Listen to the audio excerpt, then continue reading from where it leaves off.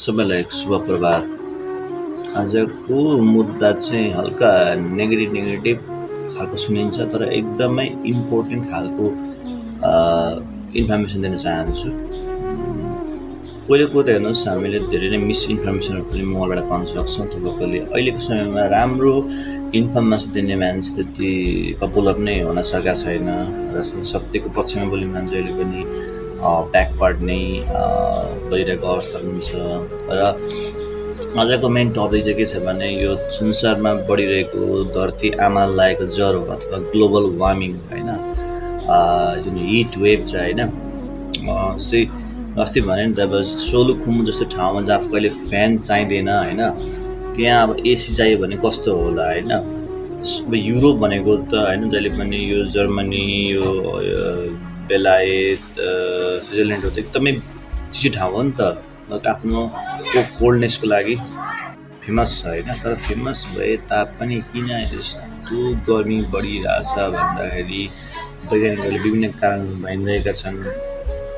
किनभने अहिले चाहिँ हरेक पापको जड चाहिँ पैसा भइदियो होइन। मान्छेले पैसाको लागि आफ्नै आमाको किडनी कलेजो पनि बेच्न, मुटु बेच्न पनि अहिले केही कसरत बाँकी राख्दैनन्। र पैसा नै हरेक जडको चाहिँ पाप भइदियो होइन। मान्छेले बरु एटम बम बनाउँछ, तर गरिबी हटाउन सरकारलाई गरिबी हटाउनु कुनै इन्ट्रेस्ट छैन, जागिर हटाउनु कुनै इन्ट्रेस्ट छैन। सबै यो सेयर गर्नु, सबै यो प्रोपोगन्डा है। खानेकुरामा त्यतिकै विष छ होइन। रुखहरू मान्छेले काटेको काटे, जङ्गल काटेको काटे ठुल्ठुलो भवनलाई विकास गर्छन्, सिमेन्टेड घरहरूलाई। इजरायल र हमासमा हेर्नुहोस् न, एक सेकेन्डमा मिजल गर्दाखेरि घर स्वाहा भयो। प्यालेस्टाइन कस्तो भयो, इजरायल इरान हेर्नुहोस् होइन, लडाइँ। ठुल्ठुलो भवनमा त्यही भन्नुहोस् है, विकास छैन है। हामीले अब सस्टेनेबल दिगो विकास, लामो समयसम्मको विकास हुनुपर्छ, पछि समयसम्मको विकास हुनुपर्छ। मरेपछि स्वर्ग जाने तयारीको विकास हुनुपर्छ होइन। तपाईँ मरे पनि तपाईँको सन्तान चाहिँ एकदमै बाठो समस्यासँग लड्ने, परिस्थितिसँग लड्ने खालको बनाउनु पऱ्यो नि त। अनि इन्डियाले अरू युरोप कन्ट्रीहरूले एकदमै लडाइँहरू गर्ने अनि प्रकृतिलाई चाहिँ अब रुखबिरुवाहरू जोगाउने, इन्भाइरोमेन्ट सम्बन्धी, वातावरण सम्बन्धी कुनै पनि काम मान्छेहरूले गर्नै भ्याएको छैन। मान्छे पैसा पैसा पैसा दौड मेसिनरी लाइफ, जङ्क फुल लाइफ जिरहेको अवस्था छ।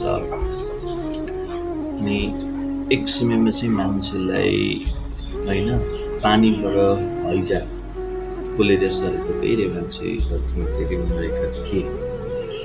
त्यसपछि त्यो महामारी चाहिँ हावाबाट भनेको कोरोनाबाट होइन, हावा सरेर धेरै मान्छे मरेको कोरोनाकालीन समयमा गरिरहेको छ। त्यसपछि धार्मिक शास्त्रमा के लेखिन्छ देखिन्छ भने अब अन्त्यको समयमा चाहिँ मान्छे आगोले नष्ट हुन्छ भन्छ होइन। यो हिट वेभ हेर्नु पनि युरोप अमेरिकाहरू सुरु हुँदैछ, इन्डियामा होइन। विश्वको सबै भागमा गर्मीको प्रभाव, ग्लोबल वार्मिङ प्रभाव देखिरहेछ होइन। अनि धेरै मान्छे मर्नुहुन्छ। अनि एक चेतनाको विकास हुन्छ होइन। मान्छेले कन्ट्रोल गर्न सकेको छैन क्या। त्यो भएकोले निराश हुने पनि अवस्था छैन। रुखबिरुवा जोगाउने, जङ्गल ड्युटी गर्ने, सरकारले पनि हाम्रो चाहिँ वातावरण जोगाउनुपर्छ। गर्नु नभए मान्छे कहाँ होला, समाजको मान्छे कहाँ होला, त्यो खालको प्रोग्राम चाहिँ बनाउनु पऱ्यो क्या।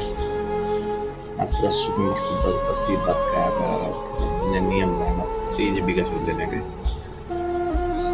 अनि अहिले अब चाहिँ पछिसम्मको विकास, दिगो विकास हुनु पऱ्यो होइन। अब यो पेट्रोलियम प्रोडक्टहरू बिस्तारै ब्यान्ड हानेर इलेक्ट्रोनिक्समा हाल्नुपर्छ। रहेछ नि